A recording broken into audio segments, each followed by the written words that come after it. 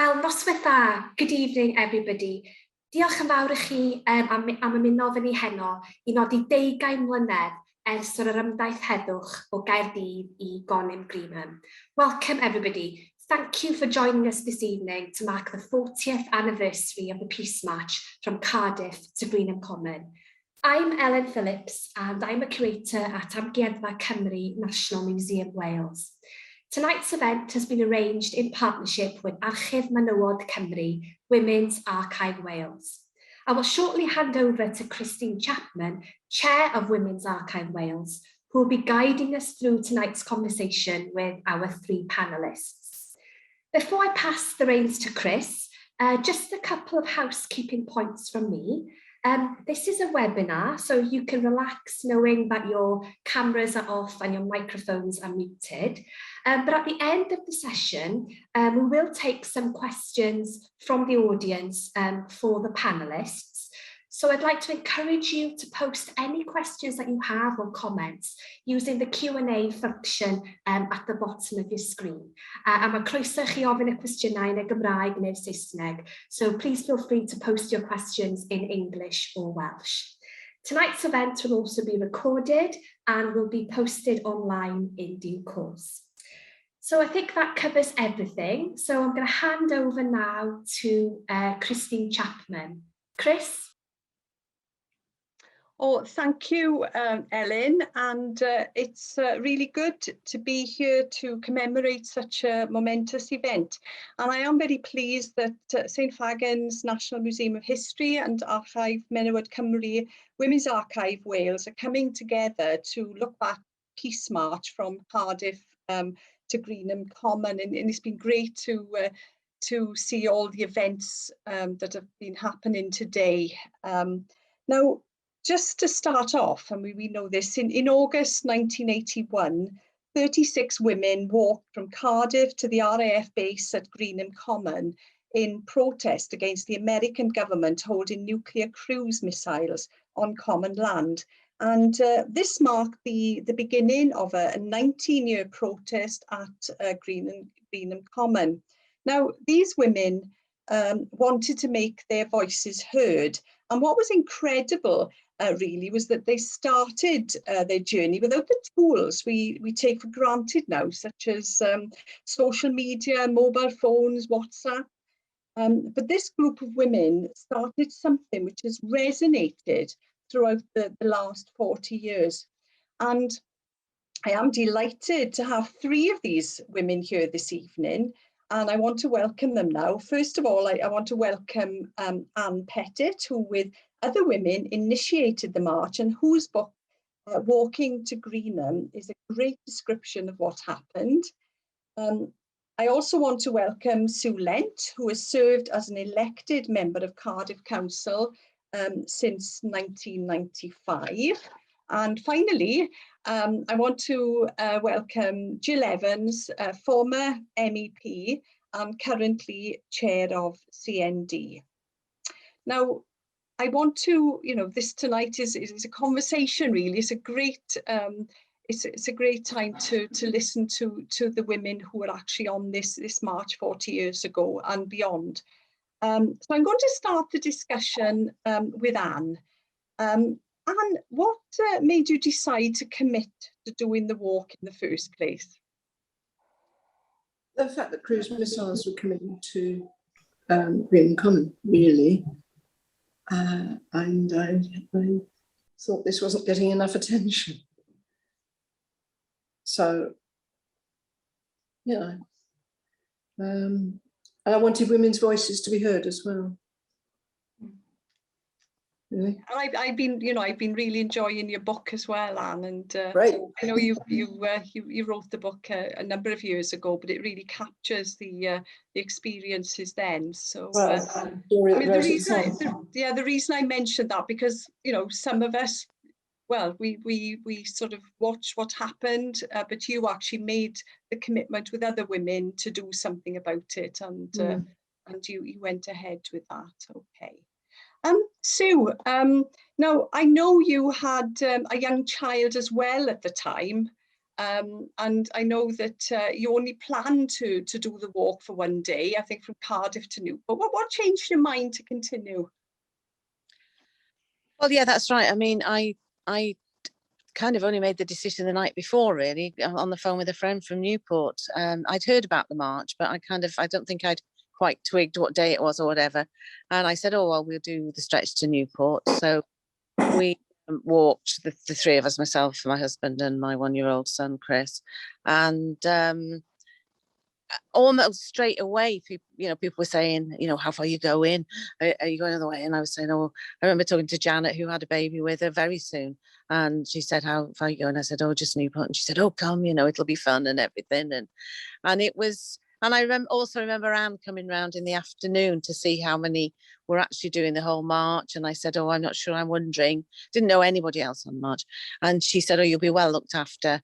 That's particularly what I remember her saying. And it was true, because there were, it was really good to be with women. It was really good to be with other mothers, and some of the older women were so helpful. And I was made to feel so comfortable and welcome, really. So I decided to do the whole thing, which was an amazing experience, really. It was. Okay, and I know, thanks, and I know, Anne, you had young children as well in 1981. I just wonder, was the fear of them not having a future, due to nuclear weapons? Yeah, yes. Yes. I mean, I'd never thought that I'd be doing anything other than running a small holding in Wales and bringing up our family.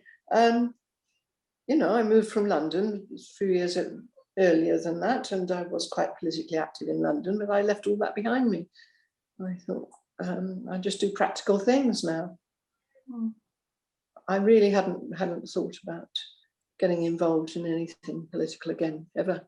Okay, and tell me something about the planning as well, because I think, was it necessarily very well planned or not planned? How was that? Well, I'm told today that my planning was impeccable and very, very good by Sue and one other woman who was on that first march. Yes, yes, we did plan meticulously, that everybody would be fed, would have lunch stops. We had a van with us that carried people's luggage. We had a car that was a kind of backup vehicle that would stop quite frequently and dish out lemonade and orange juice, because it was very hot, just like today.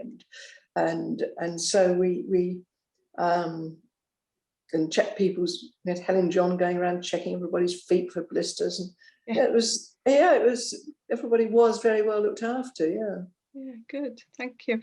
Jill, coming on to Jill, I know that one of the banners, the slogan said Greenham women everywhere. What was significant about that for you, that sort of slogan, Jill? I think as time went on, I did the first leg of the march to Newport and had to come back because of my job, but went to Greenham then whenever I could. But because there was so much fear at that time, people really thought that a nuclear war was imminent, and people really wanted to get involved and do something. And so more and more women wanted to go to Greenham. But there was also this idea that if you shared the goals and the aspirations and the dreams of the Greenham women and the Greenham project, that you could be a Greenham woman working in your own community. And I really felt that idea spread throughout Wales, that there were people throughout the country who felt part of Greenham, even though maybe they'd never been there, maybe they'd been there once, but they could still be part of it. It was very inclusive. Yes. For women. The solidarity was incredible. Okay, and I mean, it's a women's only, but why women only? I mean, what was the significance of that? The significance of that at the time? And can any of you say anything about that? Well, it wasn't women only, actually. Yeah. It was women led, and we had a bit of a discussion about that. We wanted to avoid the kind of anti-men hardcore feminism, which was quite prevalent in the late 70s and early 80s. I especially wanted to avoid that. So I wanted it to be giving a platform for women's voices, but I didn't want women who wanted to join us along the way, people, men and women who wanted to join us to show solidarity along the way and go with us for a day. I didn't want them to have to leave their male 11-year-old children behind, or not, or say to their husbands, you can't come, unless of course their husbands were offering to look after the young children, which is fine. So I wanted it to be pro-women, but not anti-men. It's a very, very delicate line to tread, but that was what us who organised it, that's what we wanted. So there were in fact 4 men who came along and looked after the kids when we had our meetings in the evening. Okay. Yeah, the men that came along were very, very supportive and certainly not pushy, didn't expect to be sort of dominating. I mean, they always expected to sort of walk at the back, and as Anne said, they did help out a lot with the children. So, you know, I think it worked really 2 of well. them. Worked really well, didn't it? Yeah. 2 of them, Steve, and I've forgotten the other guy's name. They were Derek, yeah, they were bathroom fitters or bathroom showroom, in a bathroom showroom in Cardiff. They were just working class lads, weren't they? They said they'd got fed up with all the speechifying and the boring meetings with Swansea and Cardiff CND. They were fed up with that. They came, they saw this mentioned at the end of a meeting, very dismissive. They thought, that sounds interesting, let's go on that. Came on the first day, and I remember them coming up to me and said, look, this is fantastic. We just really want to stay. We'll look after the kids, just let us stay. And they left their jobs behind. They threw away their jobs. And I think it was mentioned again, we forget this, that it was quite difficult at certain periods to get publicity for this. And I know, you know, it was a struggle throughout to get the publicity and to try to get. It was virtually impossible. Yeah. It was impossible to get anything other than a little bit of coverage in a local newspaper. No, you couldn't get any publicity. I mean, the peace camp, if we'd had loads and loads of people coming up and saying, oh, why are you doing this and all the rest of it, then the peace camp wouldn't have happened. So it's a good thing that we didn't. Okay. I mean, I'm also particularly curious, really, about some of the particular moments for you 40 years ago. I mean, again, you know, you've all had sort of individual experiences of this. But Sue, what would you say is your most powerful memory of that time? Anything unexpected or surprising during the march, or, you know, the time after that? During the march, I'm trying to think what stands out. One thing that stood out for me was Anne's speech when we got to Bath. There was a festival on, and I remember us all sort of, or more or less, dancing down this field, having walked quite a long way to this festival, and Anne making this wonderful speech about the future and that she loved life and about her children and everything. And it was quite interesting, because another woman then got up and started really slagging off men and the patriarchy and everything. It was quite a sort of odd contrast, really. So I remember that moment. I remember the moment that the Fallout Band arrived. And we were never quiet afterwards, because they just jumped out of this truck just as we were feeling quite tired, you know, slogging along, and started playing their instruments and gave out these song sheets, and we all sang along, and we kind of sang for the rest of the march, and it became more and more like a sort of almost like a Pied Piper thing, with the young teenagers playing their recorders and us all singing, and that's how we arrived at Greenham. And I've kind of had that with me ever since, because I've joined Corcoran, and, you know, I always sing on everything. It is a good way to protest, really. But I mean, another moment that really stuck with me, which I've always felt awful about ever since, was the night we had the Peggy Seeger and Ewan McCall concert, and Janet said to me, oh, the babies will be all right, just leave them. we weren't even staying there, actually. We were staying with families, but while the concert was on, just leave them in the hall. And we said to one or two of the young girls, oh, just listen out for them. And when we got back after the concert, we couldn't get in, and I absolutely panicked, because Christopher was there, you know, asleep, and I thought, oh my God, I'm a terrible mother, you know, we can't get in. So we started knocking on the windows to rouse these girls, and he started crying, of course. So I think, was it Lynn, her boyfriend, who came for a while? He broke the window to get in. Oh gosh. And I sort of got the baby, and I was like, oh, I never knew that. I never knew that. Yeah. There's something new tonight. Yeah. And but you know, we had to sort of explain the next day why we'd broken the window of this place that we were in. But yeah, so there's lots of moments. I remember. Do you remember Silbury Hill? Was it Anne, when people ran up to the top, and were waving their placards? Yes. What was that woman who was? I can't remember her name now. Effie. I remember her coming up and waving that. Effie, yeah. There were some characters. There were some real characters on that. Yes, Effie was one. Yeah. Yeah. Some good moments. And walking across the Severn Bridge, of course, was amazing. Yeah, and that's that famous photograph is the one that's being used all the time now, isn't it? With my back view, because I was always at the back. You can see me. Yeah. Okay, Jill. What stands out for you about that time? Which one of us? Sorry, Jill. Sorry. Yeah, Jill. A couple of things I remember mostly about that really stick in my mind about going to Greenham and coming home. One is going at times when things were really difficult at Greenham, when there was a big police presence and the helicopters, and it felt so strange, so different to anything that I'd ever experienced before. And then being there for 2 or 3 days and coming back home, and everything was normal at home, and thinking, why is everything normal? Why is everybody just carrying on? Why don't they know what's happening at Greenham Common? And the other thing was something that only struck me today, and that was the singing.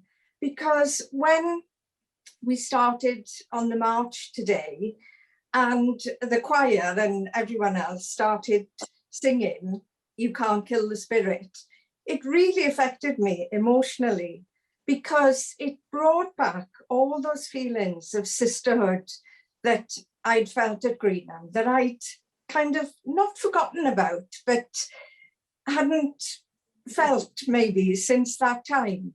And I was really filling up with the singing, and it just brought back that feeling that we were there to protest, but we were also there to celebrate life on Earth and to try and build a better future. And it was all of that hope as well as the protest, I think, that struck me, and that's something that I won't forget again. And I think you mentioned again, you know, how there were probably periods of time where there was more support and then less support, and I think you mentioned about the helicopters and it was quite a scary time as well for some women there, I would imagine. So well, yes, I was one who went up with other women, you know, in support to the camp, but other people who were there much longer than me were actually there experiencing dealing with the bailiffs and all of the very, very difficult lives that a lot of women at the camp had. So we just saw a fraction of that, really, but it was quite shocking. Mm-hmm. And Anne, what would you say, what was the reaction from the public to you all during the walk and your time at Greenham? What would you say? Well, very mixed. Yeah, very mixed. I mean, we had a banner on the front, and by the end of the first day, we realised we needed a back banner so that people in cars coming up behind us could actually work out what this ragged collection of women walking down the road was about. And so some would kind of toot and, you know, sort of give us thumbs up. And some would shout, you know, some would swear at us. I mean, of course it was mixed, because a lot of the public supported the idea of nuclear weapons because they thought they were there for our defense. You know, the public, getting rid of crews wasn't a particularly popular thing with public. Yeah, wouldn't be today, I don't think. I mean, you look at how people are divided over much clearer things like Brexit, you know, and, you know, probably the same divide. Did you feel that there was a particular reaction, maybe because you were women in the main, as opposed to, you know, was there any? Not really, no, I didn't feel that. No. What about you, Sue? Did you feel that at all, or was that? I think the only time it was sort of, it came out really that we were female, and that seemed to influence it, was that when, and I didn't witness this because we stopped at a pub that was in quite the military area as we were getting somewhere near Newbury, and there was quite a sort of scene in the pub where a man there had called one of the women a bitch. Obviously this didn't go down very well, but the woman he said it to apparently had gone up and very calmly talked to this man, and he had eventually, but it didn't sound sort of very nice. And the fact that he thought he could do that in a public place, obviously people could hear him. I say I didn't witness it because I didn't go in. I don't think you could take children in or something. I was sat outside. But what I think it is important to say is that it was a hell of a lot of support, and a lot of support from church groups of all denominations along the way, from the Quakers to the Methodists, you know, to the Catholic Church, to the Anglican Church. I mean, it was all church groups that looked after us, and there was, you know, a lot of support. There's certainly some of the people who'd lived through the war were very keen on the deterrent. But I don't think we got a lot of hostility. We got a lot of hoots of support on the Severn Bridge, and just quite a bit of curiosity when we were going through small places. So there was time people would, you know, come to the end of their gardens, ask us what we were doing, and people would talk to them and tell them. So it's quite a lot of, I think we were a bit of a curiosity, really, this rather bedraggled women sort of wandering through the countryside, because it was beautiful countryside, you know, in the longer sort of layer of area that I didn't know at all in the south of England. Far fewer cars than, of course, as we've noticed today, walking just to or how many more cars there are. But yeah. And Jill, I think you mentioned about the pride that you found from sort of unexpected quarters, really. I mean, in the Rhondda, you know, we're both from the Rhondda, so we. So what was that like? What was that about? Yes, I saw the attitude change. As I say, I was involved in CND locally in any case, and so people, you know, my family were used to me getting involved in protests and different things. But when Greenham took on a whole new significance, when people became very aware of what was happening there, I felt a real change in the way that people saw Greenham women, and even like elderly relatives of my own family started telling their friends proudly that I'd been to Greenham rather than keeping it a secret. And people locally wanted to contribute. They wanted to give money to Greenham, and there was, yes, a real change, a really perceptible change over time. I think as people really understood what Greenham was, and when it started appearing on the television screens, then people changed their attitudes. I think in those Welsh valleys there was a tremendous identification over time with Sue Lamb and, you know, with the Porth women, Porth sisters, But the contrast, I don't know if you saw the film last night, but the contrast with the local people of Newbury talking about the disgusting women and how appalling the peace camp looked and what an affront in every way it was. Basically they kept going on about how disgusting it was. And those horrible kind of very wealthy, actually, very wealthy, posh people with their big gardens and big houses, yes. Massive difference in attitudes between the classes there. And of course, I mean, some obviously you were young at the time, 40 years ago, but there were older women. I think Eunice Stallard has mentioned she's yes. purple plaque. Yeah. But you know, I remember you saying about the support of the older women. Yes. Who were obviously looking after the younger women. It was just very cheering to have these older women there. You know, it was wonderful. It made you feel much more solid to have them. You know. Yeah. In terms of I mean, looking back on 40 years, and world's a different place now, I think. But what would you say is the legacy of Greenham? Jill, what would you say is the legacy of Greenham? I know you told me the other day about you talking to some young women in schools and their reaction. What was that like?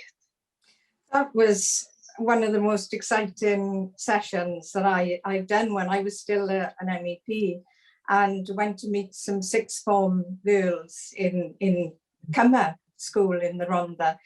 And I took press cuttings and leaflets and memorabilia from Greenham, and they were fascinated and they were so excited and they were so proud that it had started in Wales and that the Rhondda had a role in it as well. And they were really so full of excitement about that. And I thought, if Greenham inspires them so much, then that in itself is a terrific legacy.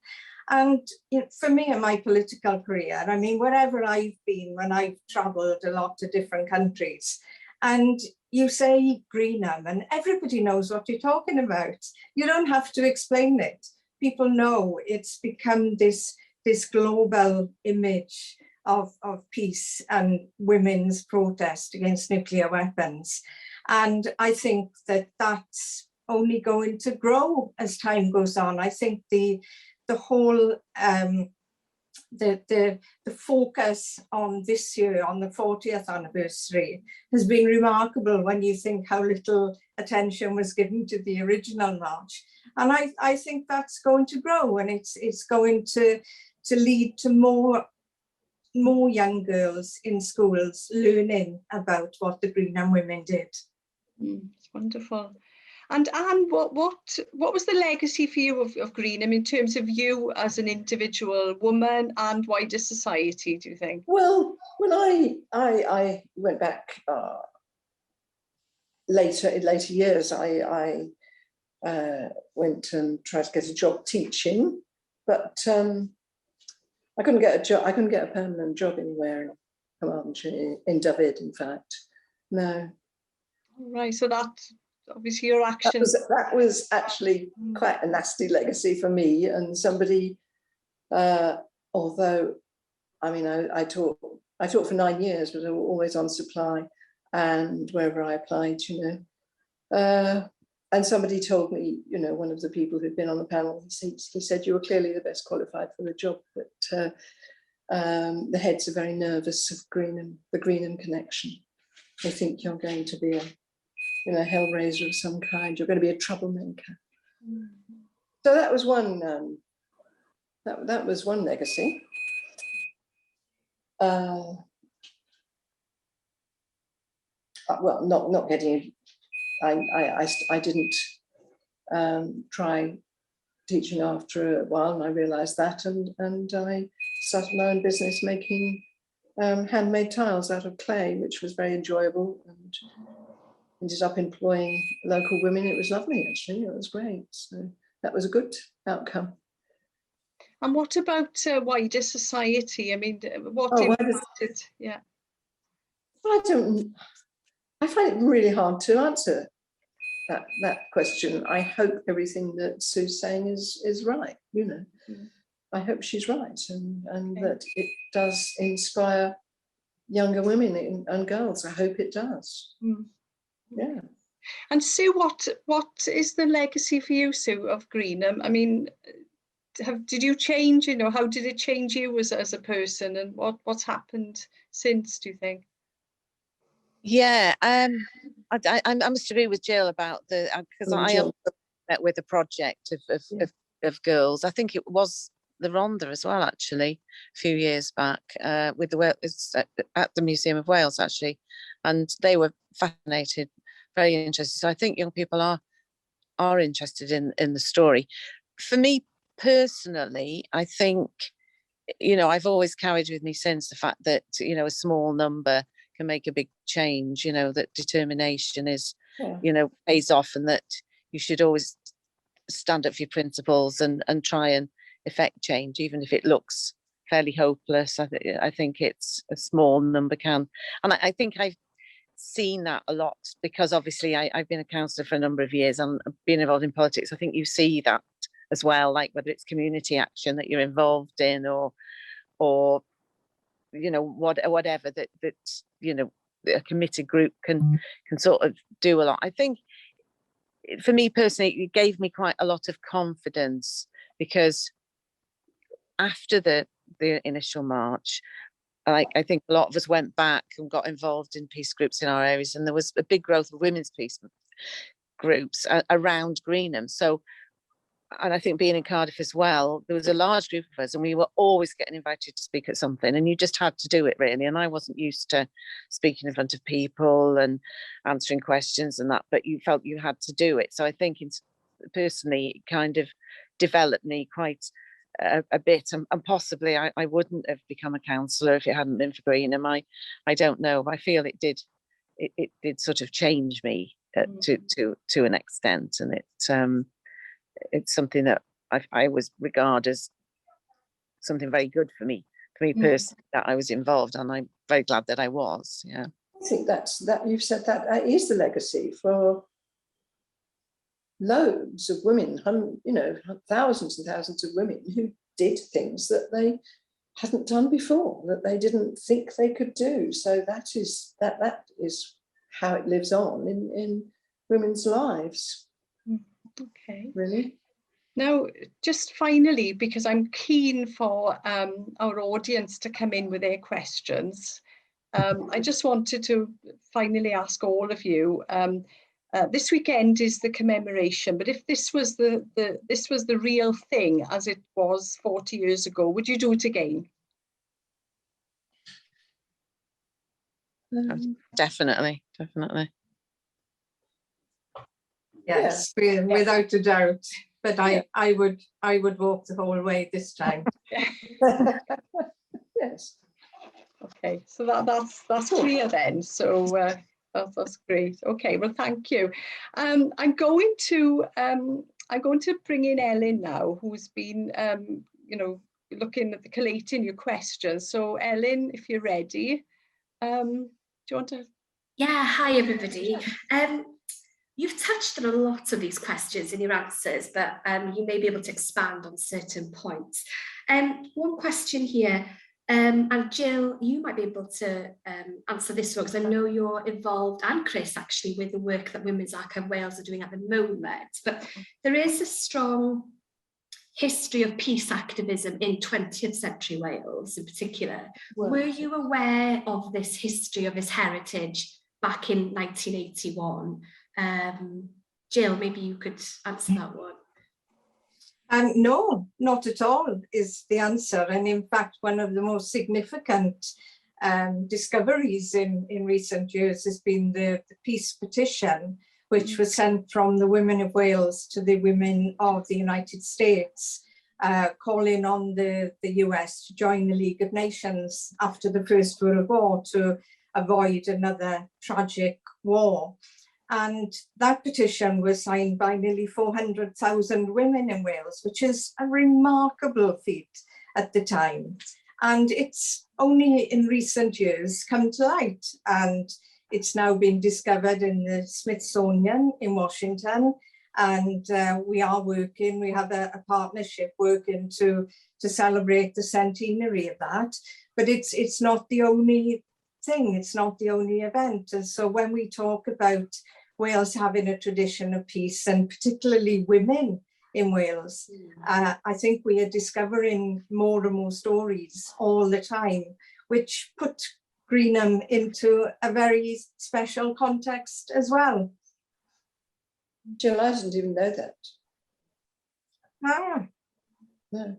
And I think from the, we're involved, as Jill has mentioned, the Women's Archive Wales, we're involved with this project. But again, I hadn't heard of this, and Catherine Stevens, our former chair, has been, doing a lot of research on this. So it's a really exciting project because, as Jill said, nearly 400,000 women who signed this petition in 1923, I think. And, we are hoping to see, you'll be able to look back and see your own family members. And again, this was a time when, certainly this would have had to have been done, physically, just going around and knocking doors. And again, it does feed into that legacy, I think, of peace that we've had in Wales. So, yes.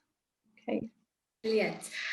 So, 40 years ago to this evening, you were packing your rucksacks, and Sue, you were packing your flip-flops for the journey. Describe the mood and the atmosphere then outside Cardiff City Hall on that day in August as you were setting off. What were your expectations? And yeah, describe the feeling. I can remember being very, very nervous. Very nervous, very apprehensive, and quite cheered to see the number that turned out. Yeah. And it was good to set off, really. Yeah. Walking's always good. I remember quite a good, a good atmosphere and very upbeat. Really, there were quite a lot of people actually that walked. Certainly for the first morning, quite a lot of Cardiff people who came out with us. I saw a bit of film a few years back that I was shown. I was doing the programme to do with Greenham, and our ward Labour Party banner was there actually, which I was surprised to see on this bit of film. But there were a lot of people. I think you'd publicised it quite well, Anne. I think, and you were on the radio that morning, weren't you, as well? Yes. I mean, we were. Yeah. 7:30 in the morning, we were on the radio. Yeah. Yeah. Heard you on the radio before we came down. I think there was a good atmosphere, but I can imagine that you would have been apprehensive because when you're responsible for the organisation of something like that, I mean, yes. It's hard, isn't it? Really, it's much easier for those of us who didn't have to sort of take that responsibility. Really. Jill, what about you? What's your memories of that day? Well, 6 of us went down from the Rhondda there, and obviously from early morning it was clear it was going to be very hot, and I had some flat leather sandals that I thought I would wear, and then I thought, well, if I wear those I'm going to get blisters, so I need some socks, and the only socks I could find were black. And so the only photos of me now from the march are me wearing black ankle socks and red sandals, which looks ridiculous, but I enjoyed it. I really enjoyed it. It was a really good atmosphere there. Did you know most of the 36, or were some of you? Were there new faces, or did you all just meet on that day? I didn't know. I didn't know anybody at all, and I kept thinking, because I did know people who were setting off at the beginning, because obviously I live in Cardiff, but then I realised that I didn't know any of the women that were doing the whole thing. So, but I felt as if we got to know each other, but it was, yeah. I had communicated with a lot of people by phone or by letter, but I had no faces to put to the names, you know. So it was all, we met the evening before. You probably weren't there, Sue. No. Or Jill. We met the evening before, those that were staying overnight in Cardiff to start the march in the morning that came from further away. We met above the Quaker Meeting House, I remember. And I remember Eunice Stallard saying, well, there must be somebody here can tell us why we're all doing this. There must be some expert who can tell us, because we don't know anything. And then we sort of looked around and started to laugh, because of course we were our own experts. And then that broke the ice, and so we began to get to know each other, really. A couple of questions come in here. Did any of the panelists stay for a significant time in the camp? And if so, what encouraged you to stay, and why did you leave? So did you come and go over the 19 years to Greenham? Well, I came and went, not over 19 years. I came and went, I say for the first fortnight, and then I to and froed, terribly torn, until I felt it had a life completely independent of me. I didn't need to kind of handhold or encourage or be there. And then I withdrew quite a lot and I spent the next 5 years really campaigning everywhere and speaking at meetings all over the place, all over the country and Northern Ireland as well. And it was just sort of non-stop and frantic. In some ways, when I did go to Greenham, it was like quite restful. You didn't have to do it, you didn't have to make endless phone calls and didn't have to write things. You could just sort of be there, and reporters would come up and ask you what you thought. And that was actually relatively easy compared with campaigning and running things at home, and being at home, looking after the kids, looking after animals, the garden. That was frantic. It sounds a bit crazy to talk about Greenham as a kind of rest camp, but for me, because I only had to do one thing there, it was. So Jill, I was never there when things got really horrible and bailiffs were bulldozing. They were bulldozing the vendors and the tents and everything. I was never there. I wasn't there when all that was going on, which I feel a bit guilty about in a way now. But then they supported each other, and they had a tremendous solidarity, the women, by then there. That meant I don't think they were ever, looking at it from the outside, you'd think, oh, how miserable, but actually from the inside, they weren't miserable because they had such a strength of spirit that kept them going. As I never stayed at Greenham for any substantial length of time. I visited when I could, and we had a very good support network where, for example, when there was the threat of bailiffs come in, a call would come out for women to go to Greenham, and I used to try and be part of that when possible. And then later, of course, when the cruise missiles arrived and they started going out on exercises on the roads, we had a whole telephone network. So we'd get a telephone call, yes, to say the cruise was out.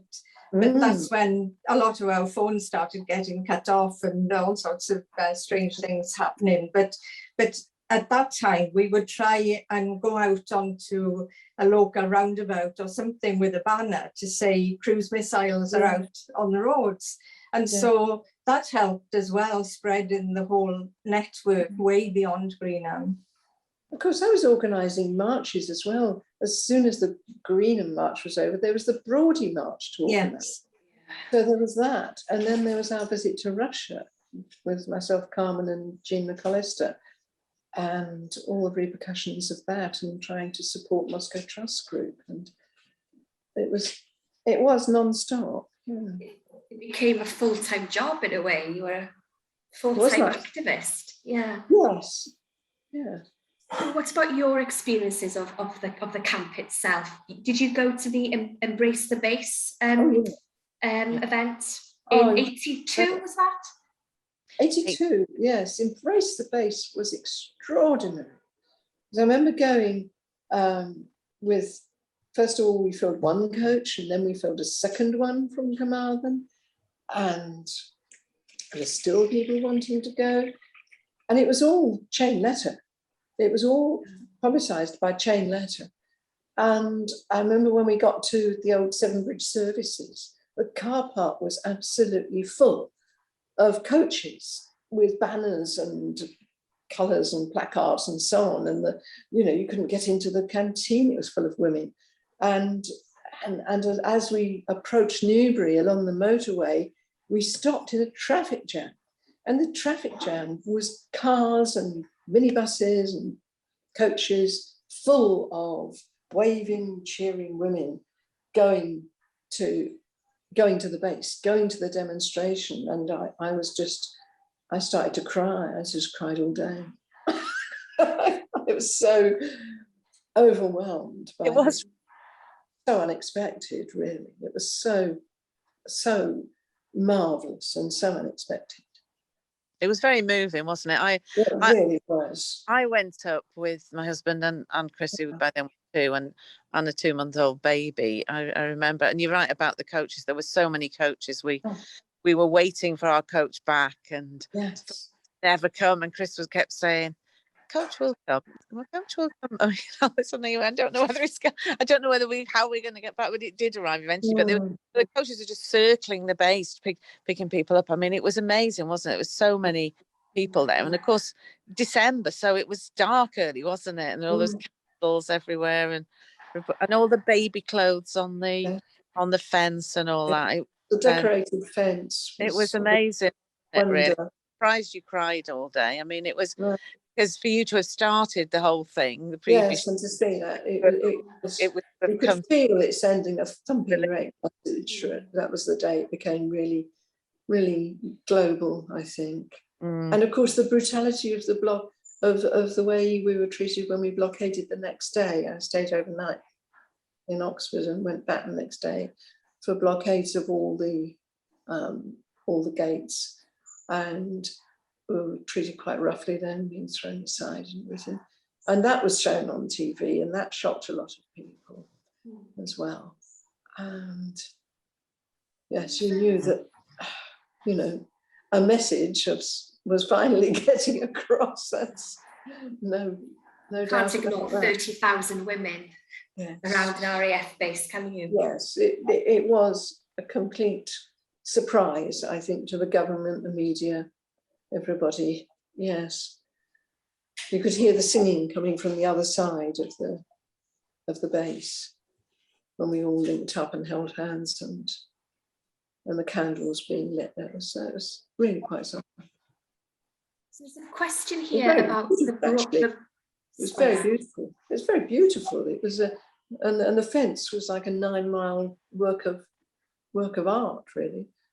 Incredible. I know the local ratepayers thought it was all terribly messy, and they couldn't wait to sort of tear it all down. But for somebody to hang a whole set of beautiful, beautiful, rare, fine china, pin it up on the fence there, and walk away and leave it, or women were leaving their wedding, not just baby clothes and things, but things like their wedding dresses, walking away, leaving them up there.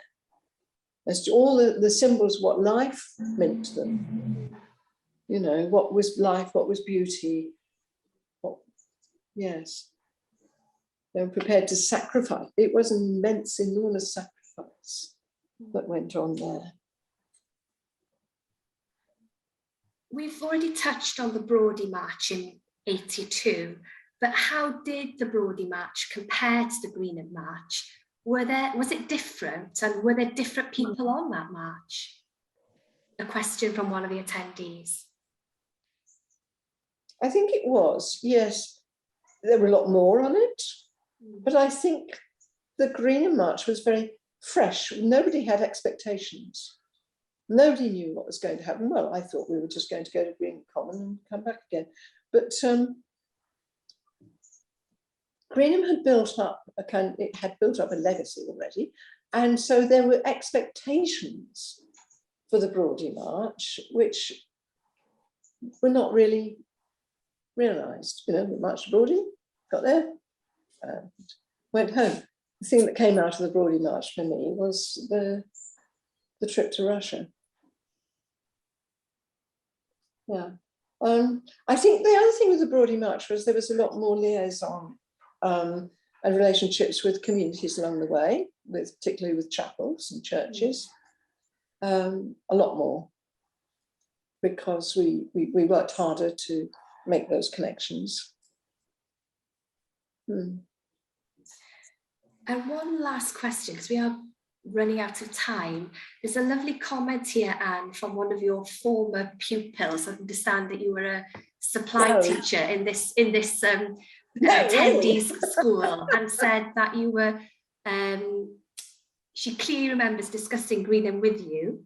You were really important to us, and for explaining the wider world to us as curious teenagers. It helped us to join the dots between different protests. It stuck with many of us. So there's a lovely legacy for you there. So that is, I guess, the final question. What would be your advice to young people, young women today who feel worried, aggrieved, concerned about global issues? What would be your advice to them? Just make your voice heard. Don't wait for others to join. Make your voice heard, and others will join. Jill and Sue? Yes, I would say, if you're worried about something, then do something about it. Don't worry about what other people will think of you. Yeah. Yes. Just do something yourself about it, and other people will support you. Yeah, I think that's definitely true, particularly of the nuclear threat, because at that time it was so scary, and women and men, of course, were really worried about it. So by doing something, you did feel better and feel you were doing something positive. And I think it should be like that. If anything you feel strongly about, that you should get involved. I think there's probably less reticence now about getting involved generally in campaigns. And obviously now we've got all the climate change threat. I think a lot of young people are obviously getting involved in that. The misogynistic state has now erupted onto the world stage as well. A state which actually enshrines misogyny in its view, and will enshrine misogyny in its laws in Afghanistan. You know, what the hell's going to happen to those women there? Sorry, I just threw that in, but you know, misogyny we're not over with misogyny. No, absolutely not. Just change it. It's sort of changed form, hasn't it? Because I can remember at the 30th anniversary thinking back how things had changed for women, you know, because we didn't have equal pay, and it was hard to get maternity leave and part-time work and all sorts of things like that. But we didn't have some of the threats that women have got now in terms of pornography and, you know, all kinds of stuff to do with social media. And you can't really say that in that way they've got better in some ways, but not the other way in other ways. And certainly, plenty of misogyny still around. Yeah. I mean, we think The Handmaid's Tale is a story, you know. It's partly being acted out in Afghanistan, isn't it? Or it will be. And here to a certain extent with the silencing of a lot of women who are trying to speak out on women's rights. So it's certainly not gone away, and I think social media has made it a lot more worse. Well, a lot worse in a lot of ways. Well, we'll wrap up the questions there, Chris. So over to you to wrap up the evening. Okay, thank you, Ellen. Well, I think that's a great note to finish on, actually. As we've said, there's an awful long way to go. But it's about, as all the panelists have said, it's about making your voice heard and to get involved. And, you know, we've got to continue with this. So I think it's been a tremendous discussion this evening. I've really enjoyed it, and I'm sure everybody who's watching on the webinar has as well. And I suppose what it does show us is that although the Peace March was 40 years ago, it did change many people's lives forever. So I would like to, first of all, thank St Fagans for hosting, and obviously I would like to thank my colleagues in Women's Archive for supporting this tonight. And a big thanks, and finally, a big thanks to our panel for sharing their experiences and for their brilliant contributions, because it truly is inspiring, and that's what I want to take away tonight. And I would like to thank the audience for attending, and I know, Ellen, you mentioned that this is being recorded, and I think this is going to come out on the website, I believe. So on that note, I'd like to wish everybody a good night, and hope you all have a good weekend. Thank you very much. Well, thank you.